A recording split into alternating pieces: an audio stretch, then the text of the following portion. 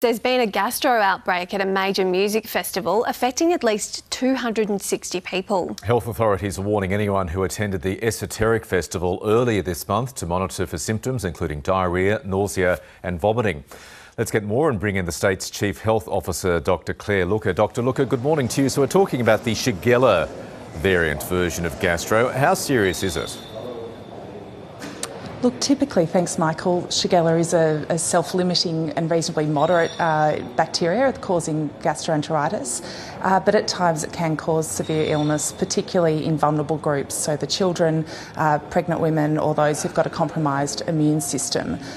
The particular concern with this outbreak is that the strain of Shigella that we've identified is resistant to a number of our first-line antibiotics. It's a multi-resistant bug, and that means it's particularly important that we limit any further transmission from cases who might have been infected at the festival. And on that front, what are you advising people who think they've come down with this version of gastro? Yeah, certainly. So anyone who was a staff member, a volunteer or attended the festival, and that's 7,500 people, if you've got gastro symptoms, please go and get some medical care.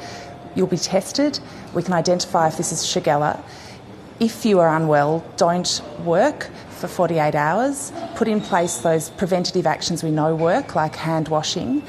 It's particularly important for people who work in vulnerable settings, so with aged care, healthcare, hospitality or with young children, that not only they don't work for 48 hours after their symptoms resolve, but also that they get a negative test before returning to work. If it's resistance to antibiotics, as you say, what's the best form of treating it?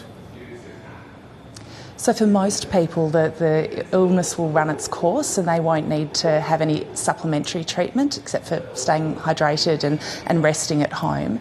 For those who get more severe disease, there are some antibiotics which do work for this bug, but that's something that needs to be given in hospital and intravenously, and is really reserved for those that are most critically unwell.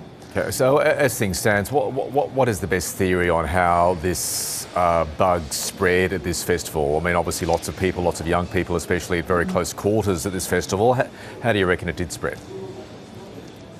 Yeah, look, it's hard to definitively say. We know that typically Shigella is spread through fecal-oral route, so it's probably through a food or meal preparation event, and then further transmission between attendees following that meal.